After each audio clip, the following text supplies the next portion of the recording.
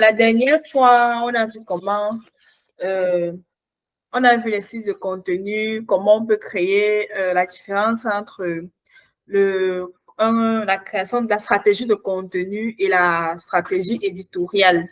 Donc, on a pu voir comment est-ce sur quoi est-ce qu'on se base pour faire un contenu, on regarde la cible et comment est-ce qu'il faut écrire des attentes de notre cible.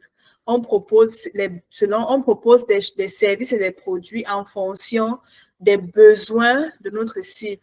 Et lorsqu'on va écrire on s'apprête à écrire sur les réseaux sociaux, on se rassure que ce que nous sommes en train d'écrire est non seulement clair, mais également il n'y a pas de faute. Et aussi faire attention au ton qu'on utilise. Si on est devant une cible vraiment de luxe, ou bien une cible professionnelle, il est préférable d'utiliser le vouvoiement. Pourtant, si on est nous sommes en train de vouloir parler de quelque chose de simple ou alors à une audience vraiment jeune, ou comme on a pris l'exemple avec la page des Congos, de coupage de Congosa et autres, le langage sera vraiment simplifié. Par contre, quand on tient à notre image, l'image qu'on veut véhiculer sur les réseaux, on essaye de prendre une certaine tenue. Donc, c'est un peu ce qu'on a vu avec la stratégie éditoriale et la stratégie de contenu. Et toujours se mettre dans la tête du client, toujours se mettre dans la tête de l'interlocuteur avant de proposer un test ou une vidéo. On se met à la place de la cible pour savoir exactement ce qu'on doit faire, ce qu'on doit dire pour susciter en lui l'interaction. Donc, c'était un peu ça. Donc, aujourd'hui, en ce qui concerne notre séance d'aujourd'hui, on devait voir les outils de création de contenu et faire en même temps des applications. Donc, ce qu'on va faire aujourd'hui, c'est on va voir un outil, on essaye de le manipuler, voir comment il fonctionne. OK, on va avancer. Les outils, nous avons comme outils, des outils nous aident à créer du contenu. On a par exemple des outils de création de tests. Dans ces outils-là, on ne va pas citer Word parce qu'on sait déjà que Word, avec Word, on peut saisir un test avant de faire sa mise en forme, avant de le mettre sur les réseaux sociaux. Que d'avoir, Word ici dans la création de contenu nous aide comme un brouillon, c'est un peu comme un brouillon. Quand vous avez quelque chose à faire, vous avez un papier, vous écrivez et avant de mettre au propre. Donc Word aussi fait la même chose. On utilise d'abord Word pour faire la mise en forme et après, on met sur les réseaux sociaux. Donc, ce qui concerne dans la correction des tests, nous avons l'outil Reverso Correcteur. Reverso Correcteur, c'est un outil qui nous aide à corriger les fautes, étant donné que on ne veut pas écrire des choses sur les réseaux sans toutefois faire attention peut-être à l'accent ou on a mal écrit un mot ou est-ce que c'est ce qu'on doit dire ou pas. Donc, on a Reverso Correcteur, on a Grammarly qui nous aide avec peut-être la grammaire. Ça peut arriver que on ne maîtrise pas très bien la grammaire, peut-être on a fait une phrase et puis on n'a pas respecté peut-être une règle ou un doute et on regarde. Mais Reverso fait également, corrige et ramène également à l'ordre. On a également Cordial. Donc, je ne sais pas comment on va procéder, mais je voulais qu'on teste Reverso. On essaye je ne sais pas si vous êtes d'accord, si on fait d'abord tous les outils, après on les teste ou alors on va pas à pas et on avance ainsi. Je ne sais pas comment est-ce que vous voulez qu'on procède. Fini la présentation, ensuite on va tester. Ok, d'accord, merci. Donc, ce sont les outils de correction, de test. Ensuite, nous avons les outils pour le design. Donc, moi, design, là, moi, je dois faire allusion au caractère. Vous voyez, par contre, sur Word, ce sont des polices. Quand vous êtes sur Word, vous utilisez parfois la police Arial, parfois la police Time New Roman. On a aussi on a plusieurs polices sur Word, en fait, pour changer, pour donner une allure à notre test. C'est la même chose. Vous voulez peut-être écrire sur les réseaux sociaux, vous voulez attirer l'attention parce que quand on fait un test, par exemple, vous voulez dire grande promotion chez nous ou bien promotion, méga, giga promotion, moins de 35% sur tous vos articles. Là, c'est déjà une phrase que vous voulez, avec laquelle vous voulez attirer l'attention. Donc, vous voulez attirer l'attention, c'est mieux d'écrire soit en rouge ou écrit en gras. Parce que là, mon petit 2, par exemple, les outils pour des designs de tests, pour designer, vous voyez que c'est en gras et c'est en couleur rouge. Il est également possible de faire des titres en gras sur les réseaux sociaux. Et c'est la raison pour laquelle il existe des outils qui vous aident à mettre du caractère à vos tests. Vous voulez peut-être mettre en italique, vous voulez peut-être mettre en bâtonnet, vous voulez mettre en gras, vous voulez mettre en cercle, vous voulez mettre en rond, vous voulez mettre en nombre. Donc, ces outils, l'État cool, MES l'État, Fancy Test Guru, Test Girafe, vous aident vraiment dans le caractère les réseaux sociaux. Ça vous arrive souvent de voir des tests soit sur Facebook ou sur LinkedIn ou alors sur Instagram avec un caractère et puis vous vous posez la question, mais on fait ça comment? Si vous partez sur Word, vous écrivez le mot sur Word, la phrase sur Word et vous mettez en gras. Lorsque vous allez partir, cliquez, collez cette phrase sur Facebook et tout, ça va pas apparaître en gras. Donc, du coup, on a des outils qui nous permettent de le faire. OK. Ensuite, on a des outils de création visuelle.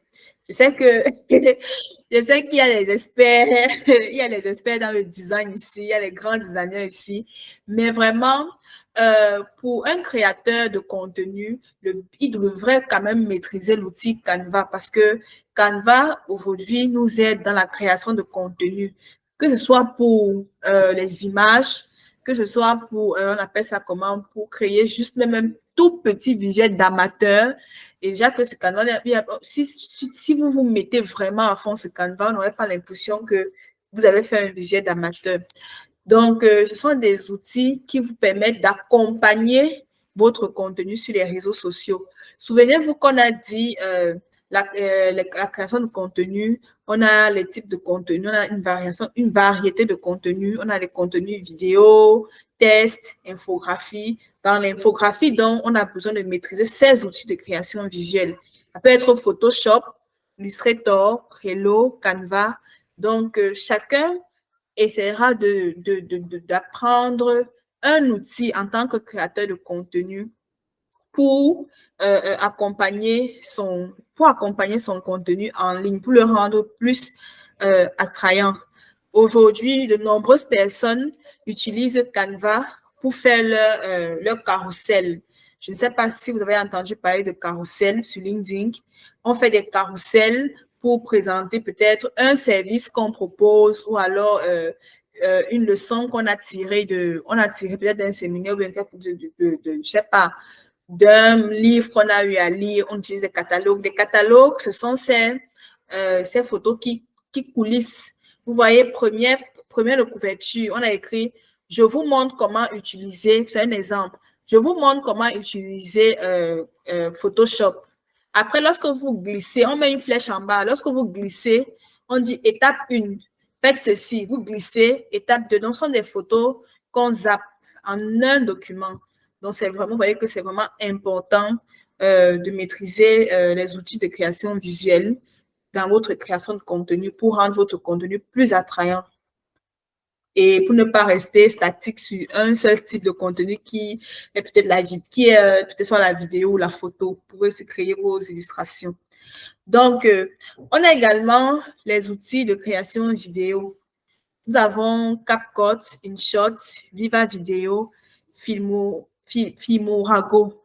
Donc, ces outils, vraiment, je vous invite, ces outils sont mobiles et également, on peut les utiliser sur ordinateur, également sur mobile.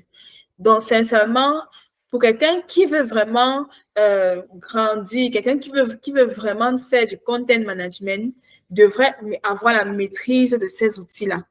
CapCut surtout et InShot, parce qu'aujourd'hui, le contenu vidéo est le contenu qui est le plus regardé, est le contenu qui prend le plus. Si moi, par exemple, je mets une photo dans mon contenu et quelqu'un d'autre fait la même publication avec une courte vidéo, il aura plus de vues que moi. Il sera plus visible que moi. Maintenant, il va falloir que dans mon test, je sois vraiment pertinent pour vraiment captiver l'attention, mais la vidéo captive plus qu'une photo ou un test juste comme ça. Et les réseaux sociaux propulsent plus le contenu vidéo. C'est la raison pour laquelle, si vous créez le contenu 5 fois vous créez les contenus 5 fois par semaine, sur 5 jours, je vous invite sincèrement à faire 3 jours de vidéo et 2 jours de photos ou d'illustration ou d'infographie, mais vraiment maximiser sur la vidéo. C'est pour cela que vous devez télécharger l'outil CapCut ou alors télécharger l'outil InShot et regarder quelques tutos sur YouTube. C'est vraiment très, très, très, très facile à utiliser, très, très, très facile. Moi, par exemple, dans ma création de contenu, que ce soit dans les vidéos de mon magazine ou alors les vidéos que je fais sur moi-même, je les réalise avec CapCut. Je les fais parfois sur mobile, parfois sur ordinateur. Et ce sont également des formations que je donne sur des formations en montage vidéo sur mobile et de montage vidéo sur ordi à travers CapCut parce que c'est vraiment un outil très fort aujourd'hui, très, très fort. Donc, on va avancer. Donc, c'était ce que j'avais. C'est ce qu'on avait à voir. On devait voir aujourd'hui les outils de création de contenu. Pas écrit ça là, mais on va ajouter en bonus les outils des banques à images. Je suppose que beaucoup de designers connaissent déjà ça, les banques à images, mais c'est aussi important si vous ne connaissez pas. On va faire également, on va faire les illustrations tout à l'heure avec comment gérer avec les banques à images. Les banques à images vous permettent d'avoir des images que vous pouvez exploiter pour créer un visuel ou alors pour démontrer ou bien pour expliquer, pour illustrer une idée que vous avez eu à présenter dans votre contenu. Donc, c'était un peu ce que j'avais aujourd'hui à vous présenter et on va passer à la pratique en commençant par les outils de correction de test. Donc, Raïssa, est-ce que je peux continuer? Oui, oui. Okay. Donc, on va aller, parce que je vous conseille vraiment Reverso, parce qu'après tout ce que j'utilise beaucoup Reverso au quotidien, parce que c'est vraiment performant, ça corrige les fautes d'orthographe, les fautes de grammaire et autres. Et vous, par la suite, vous pouvez également continuer à faire des recherches, parce qu'il y en a tellement. Il y en a C'est tellement. gratuit. C'est gratuit, on va les tester tout à l'heure, c'est gratuit, c'est en ligne. C'est gratuit, on va les tester. Mais moi, j'utilise au quotidien Reverso. Il y en a tellement en ligne, il suffit juste de taper correcteur orthographique en ligne ou bien de grammaire. On va donc avec. Vous me dites si vous voyez toujours mon écran. Est-ce que vous voyez toujours mon écran? Oui. OK. Là, on tape sur le navigateur, on tape Reverso correcteur. Vous voyez? Reverso correcteur. On va cliquer. On écrit correcteur d'orthographe et de grammaire. C'est ça que je vous disais tout à l'heure que moi, j'utilise Reverso parce que je le trouve meilleur pour la correction des tests, des fautes orthographiques ou de grammaire. On clique. Lorsqu'on clique dessus, vous voyez, c'est simple, c'est gratuit, c'est en ligne. Vous voyez, on vous dit écrivez ou collez votre test. Ce que vous faites, c'est on va écrire un test faux, un test vraiment faux. On va peut-être dire j'ai manger, on va mettre j'ai mangé comme ça. J'ai mangé du riz. J'ai mangé du riz. On va laisser ça comme ça, on met point. Et puis, lorsque vous avez écrit, vous venez à vérifier. Vérifier, vous cliquez sur vérifier. Il vous suffit juste d'avoir une connexion Internet puisque c'est en ligne. Donc, vous cliquez sur vérifier et on va voir ce que l'outil va nous dire. Donc, ici, on dit j'ai mangé. Donc, il va falloir revenir pour corriger. Attendez, on va. Donc, un instant. Je ne sais pas si vous avez vu ce qui s'est passé tout à l'heure. On a souligné la première faute. On a souligné le verbe, on m'a dit de corriger, manger. Donc, maintenant, on sait qu'on va écrire plutôt j'ai mangé. Donc, je sais pas, les phrases sont en train de m'échapper. C'est comme si, je n'arrive même plus à réfléchir. Donc, on va peut-être écrire Théo. Donc, Théo va à l'école. Je sais pas si on va écrire ça comme ça. À l'école.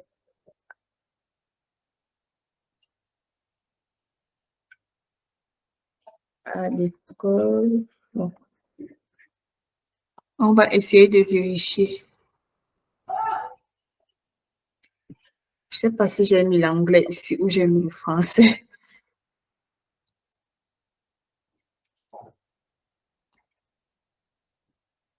On va à l'école. Ah oui, j'avais mis. On va à l'école. Bon, on va voir. Je sais pas ce qui se passe. On me dit, il n'y a pas ici que je dois, la faute est à ce niveau. Et puis, je vais chercher à corriger. On me dit, va inconnu, il faut remplacer. Donc, vous effacez et vous recommencez. Bon, on va essayer encore. Il y a aussi le correcteur cordial. Raïssa, je ne sais pas si tu comprends comment ça fonctionne. Oui, oui, je suis en train de suivre. Justement, donc, vous écrivez une phrase. Ça dépend si vous êtes de l'anglais, vous pouvez changer la langue en fonction de ce que vous voulez faire. Donc, vous écrivez votre test ou bien vous collez votre test ici. Et là, il y aura la faute. Le correcteur va signaler, va mettre en bleu. Donc, il y a aussi cordial, mais depuis un moment, cordial bug. Cordial qui corrige également. Cordial correcteur. Il y a un moment, cordial bug. J'espère que ça va donner aujourd'hui qu'on puisse utiliser. Donc, ce sont ces correcteurs. J'ai l'impression que ça continue à bugger. Bon, cordial bug un peu récemment parce que c'est un peu le même processus. Tous ces correcteurs sont pareils. Lorsque vous écrivez, généralement, le corrigé que vous voyez ici est souvent en bas là. Est souvent en bas, un peu comme dans Reverso. Donc, lorsqu'on écrit une phrase, je suis belle, et puis on met corrigé, c'est censé tourner, donc ça bug un peu. Voilà. Je ne sais pas si vous arrivez à voir l'écran ici. On a mis juste tout à l'heure. Change un peu. Il y a ici à ma droite, c'est parti. En fait, ce correcteur également comme Reverso. On met écrivez votre test et en bas, on met vérifier. Mais comme ça bug ces jours-ci, c'est pour ça que vous voyez, il n'y a pas vérifier en bas. Mais sinon, c'est également un correcteur orthographique. Donc, on a cordial, je vous recommande Reverso et cordial. Les grammaires souvent bug. Donc, comme je veux courir un peu avec le temps, on va essayer d'avancer. Mais à la maison, vous pouvez également vous-même faire des recherches dessus. Donc, vous-même tester, faire des recherches et taper également en ligne des exemples de correcteurs orthographiques ou de grammaire. On vous donnera vraiment plusieurs. Maintenant, on a les outils pour le design de tests. Moi, généralement, au quotidien, j'utilise Letacool parce qu'également, Letacool ne bug pas. Déjà, ça ne bug pas. Et il y a ça me propose plusieurs types de caractères. Par exemple, j'ai un test. J'écris, on va aller sur Word. Je vais vous montrer comment ça fonctionne. Lorsqu'on va sur Word, on écrit test, on écrit formation en content management. Formation en content management.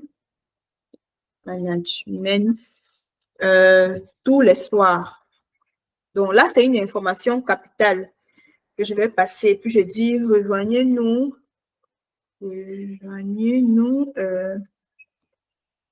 tous les mardis et jeudi à 19 heures. OK. Donc, là, je vais attirer l'attention. Suppose que le test de rejoignez-nous tous les mardis et jeudis, là, c'est un long test où j'explique. Bon, après, je dis peut-être comment faire. Comment faire. Bon, OK.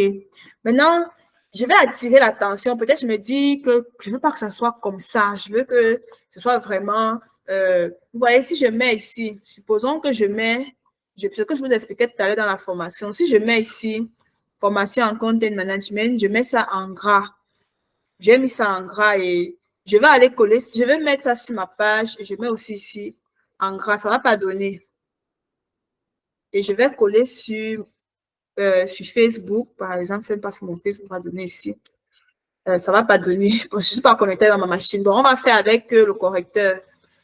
Je vais mettre formation en content management. Donc, pour attirer l'attention, pour que ce soit en gras, je fais ça et je vais ici.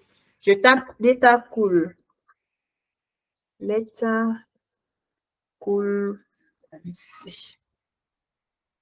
Donc, c'est ça. Donc, j'étais en train de vous dire que si vous faites même ça à la maison, vous écrivez un test sur Word et vous mettez en gras. Lorsque vous allez cliquer ça, vous allez aller le cliquer sur votre réseau social, sur Facebook, sur votre mur ou bien sur LinkedIn, il ne va pas prendre à revenir comme s'il n'avait pas été modifié. C'est la même chose. Vous voyez, lorsque vous mettez le test en gras sur WhatsApp, n'est-ce pas?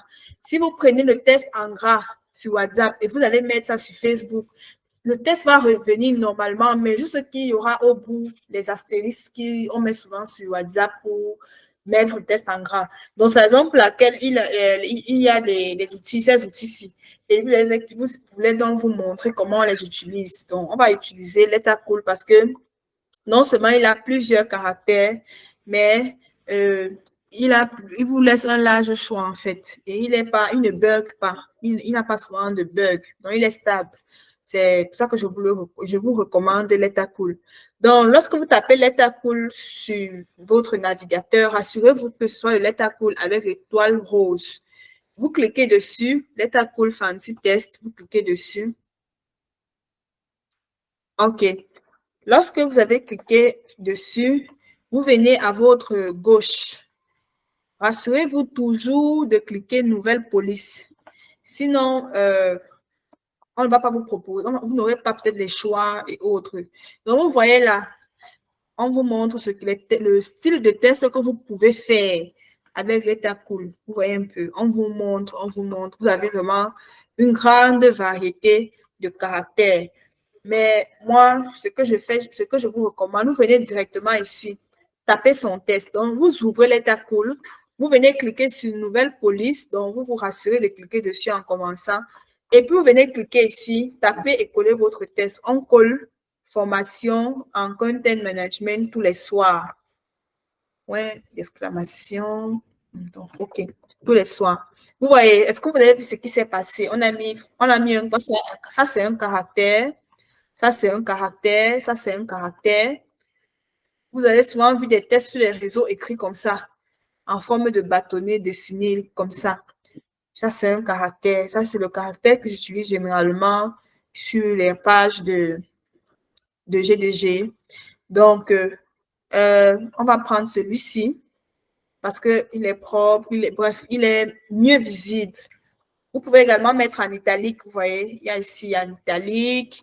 Bref, vous avez vraiment une grande variété. Vous pouvez encore aller cliquer ici pour mettre les designs, mais sincèrement, comme on l'a dit récemment, lorsqu'on écrit un test et on veut vraiment donner du sérieux, ça ne sert à rien de les saturer avec toute cette décoration-là.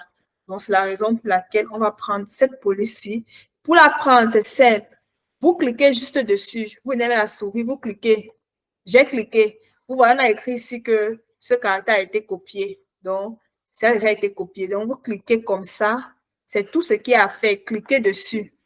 Lorsque vous cliquez dessus, vous rentrez dans votre Word, supposons que c'est votre réseau social, et vous mettez comme ça. Et voilà ça qui est en gras. Rejoignez-nous tous les soirs, tous les mardis et les jeudis à 19h. Comment faire? On voit aussi que comment faire, c'est un mot qui doit aussi attirer l'attention, qui doit vraiment attirer le lecteur.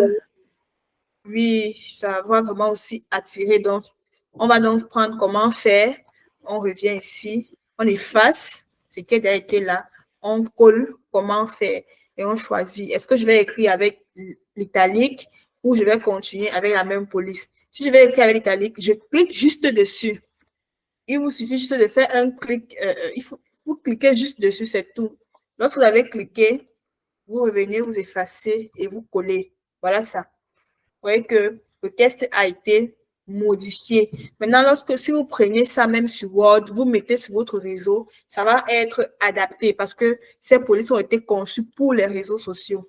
Donc, LinkedIn, ça prend, Facebook, ça prend, Instagram, ça prend, Twitter, ça va également prendre. Donc, c'est un peu ça.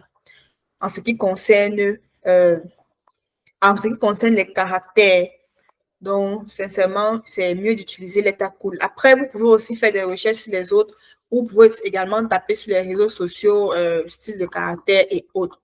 Dans ce qui est de la création visuelle, je suppose que les techs, vous là, vous êtes souvent très, très, très fort dans le design. Vous êtes dedans, dans la conception d'appli et dans tout ce qui est... vous êtes souvent trop fort. Donc, pour les personnes qui sont encore humbles, vraiment, Canva est simple. Canva, c'est vraiment simple. Ce que vous avez à faire, c'est d'aller, on va faire une petite démonstration. Vous pouvez le faire après. On va juste une petite démonstration, mais après, vous allez continuer. Vous allez taper Canva. Canva. Là, sur votre navigateur, vous tapez Canva. Je vous ai dit que Canva, c'est un outil de création visuelle. Vous êtes à créer des visuels, des vidéos, retoucher vos photos, bref, tout ce que vous voulez faire avec une image. Là, vous cliquez sur la première proposition, Canva Visuel for Everyone. Donc, vous pouvez tout faire avec Canva. Donc, moi ici, ça s'ouvre, le compte s'ouvre directement parce que j'ai déjà créé un compte. Mais par contre, si vous n'avez pas de compte, on vous demandera de créer un compte avec votre adresse email et c'est très facile. Vous mettez juste votre adresse email et vous allez confirmer dans votre boîte email par rapport à Canva et Canva s'ouvre comme ça. Et chaque fois que vous allez vouloir vous connecter, si c'est avec votre machine, ça va s'ouvrir. Si ce n'est pas avec votre machine, on vous demande vos identifiants. C'est très simple comme bonjour. Donc ici, vous pouvez créer tout ce que vous voulez. Vous pouvez créer des visuels. Et justement, comme vous expliquais récemment que par rapport aux images, sur Facebook, par exemple, les images ont leurs dimensions. Sur LinkedIn également, les images ont leurs dimensions. C'est la même chose pour Instagram. Ça veut dire quoi? Il vous arrive parfois de voir des photos de couverture sur Facebook. La tête est coupée. Quelqu'un a mis sa photo, mais sa tête est coupée. C'est lorsque vous cliquez sur la photo que vous voyez la photo entière. C'est fait pourquoi? C'est parce que la photo là ne respecte pas les dimensions appropriées pour une photo de couverture ou pour une photo de profil de Facebook. Donc, ce que vous allez faire ici, peut-être vous voulez mettre publication Facebook, vous tapez visuel, publication Facebook. Visuel, publication Facebook. Donc, on vous proposera un visuel qui a déjà la dimension de la publication, d'une publication adaptée à Facebook. Et puis, vous pouvez modifier. Regardez ce qui se passe. Je prends peut-être ce visuel. On me dit personnaliser. Vous pouvez le personnaliser. Donc, je fais également des formations en création visuelle sur Canva. Donc, ça peut arriver que vous avez besoin et puis vous me contactez. Donc, quand on clique dessus, c'est simple, vraiment, c'est très simple. On peut changer la photo, on peut modifier le texte, on peut modifier les couleurs. Si c'est la rentrée scolaire, vous voyez que l'image s'y donne même déjà avec la rentrée scolaire. On va écrire la bonne rentrée scolaire. Et puis, c'est très facile. On écrit bonne rentrée scolaire. Vous voyez ce qui se passe. C'est très, très, très, très facile. Maintenant, il faut être créatif, ingénieux, vraiment, pour encore rendre beau et autres. Bon, c'est un peu comme ça que Canva se présente. Vous pouvez même créer des vidéos sur Canva. C'est vraiment un outil très, très, très, très, très pratique. Très pratique. Vous pouvez même créer des vidéos. Moi, il y a des vidéos que quand je ne veux pas trop réfléchir pour une vidéo, je vais sur Canva parce que le template est déjà là. Vous voyez, vous cliquez vidéo. Il y a des vidéos que vous pouvez modifier là. Vous cliquez et vous modifiez. Donc, je vous invite vraiment à vous familiariser avec l'outil Canva. Même vos présentations que vous ne pouvez pas faire sur PowerPoint, vous pouvez faire avec Canva. Donc, je vous invite vraiment à faire des recherches sur Canva. Maintenant, en ce qui concerne Photoshop, Illustrator, là-bas, c'est pour les pros. C'est pour les pros. Vous pouvez faire une formation en Photoshop pour faire vraiment les visuels à couper le souffle. Donc, c'est un peu ça. Maintenant, pour la création vidéo, on a CapCut, comme je vous l'expliquais. CapCut, vous pouvez télécharger également ça sur ordinateur ou alors sur App Store, bon, sur une application qu'on peut télécharger. Donc, CapCut pour PC gratuit, vous allez cliquer dessus et vous allez télécharger.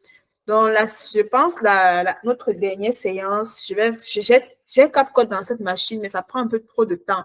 Donc, je vais vous montrer ça aussi la semaine. Bref, on a une dernière séance, on va travailler un peu dessus. Mais je vous invite vraiment à télécharger ces deux applications, CapCut et InShot sur mobile. Et vous allez voir vous-même que ça sera tellement intéressant que vous n'allez plus vouloir vous lâcher de CapCut ou d'InShot. Donc, comme ce sont des applications un peu complexes, je ne peux pas venir dessus parce que le temps nous tient vraiment à la gauche. Je vous avais également promis des outils, des banques à images. Donc, banques à images sont des images, ce sont des banques dans lesquelles on retrouve des images gratuites en fait. Ces images peuvent vous permettre d'illustrer une idée ou alors d'utiliser pour faire un visuel. On a par exemple FreePix, on a Pixabay, on a Pexel. FreePix, F-R-2-I-P-I-Q. K. Donc, voilà, ça s'écrit comme ça, FreePix. Donc, vous cliquez FreePix. Je suppose qu'il y a les grands designers qui maîtrisent déjà ça. Donc, vous cliquez à vecteur. Vous cliquez FreePix, vecteur, vous cliquez photo. Je veux peut-être, comme c'est la fête des mères, je veux une maman noire souriante. Supposons que je vais faire un test sur la fête des mères. Je mets une maman noire souriante et puis je lance la recherche. Lorsque je lance la recherche, on va me proposer, vous voyez, on vous propose, ces images sont vraiment gratuites. Vous pouvez les prendre pour illustrer vos idées ou pour faire vos visuels. C'est vraiment facile. Peut-être cette image me plaît bien. L'image ci me plaît bien. Je peux télécharger. Lorsque je télécharge, ça va directement dans ma machine, directement dans mon ordinateur. Donc, c'est comme ça que ça se présente. Et sur FreePix, vous avez droit à 3 images par jour gratuitement. Les autres images, ce que vous pouvez faire, c'est que soit quand vous n'avez pas, vous avez du temps, vous venez les télécharger, ou alors, si vous ne pouvez pas les télécharger, que vous avez épuisé vos 3 images, ce que vous faites un clic droit. Faites un clic droit. Moi, c'est comme ça que je fais quand il y a trop téléchargé. Je fais un clic droit et je mets enregistrer l'image sous. Bon, l'image va être téléchargée. Je vais télécharger l'image gratuitement, sans toutefois, parce que sur FreePix, on télécharge 3 fois gratuitement. Bon, il y a aussi Pexel. Il y a Pexel aussi. Ça s'écrit comme ça parce que je veux juste que vous regardez comment ça s'écrit pour faire des recherches plus tard. Vous cliquez Pexel. Voilà, c'est ça. Et vous tapez ce que vous voulez. Vous pouvez aussi faire des recherches vidéo. Bref. Voilà les images vraiment gratuites. Ce sont ces banques-là qu'on appelle des banques à images parce qu'elles gardent des images que vous pouvez utiliser pour nourrir votre contenu. Dans la dernière séance, on va faire un contenu proprement dit. On va écrire un test avec on va prendre une stratégie. On va écrire un test. On va coller avec une image ou bien un contenu vidéo ou photo ou bien infographie. Et on va voir on va voir, on appelle ça comment? Un peu CapCut. Donc, c'est tout ce qu'on devait voir aujourd'hui. Et je vous invite sincèrement, véritablement à faire des recherches sur ces outils. Ils sont vraiment très, très pratiques et vous aideront beaucoup. Merci beaucoup. C'était Espoir à vous solo. Social Media Manager. Et puis, je vous remercie.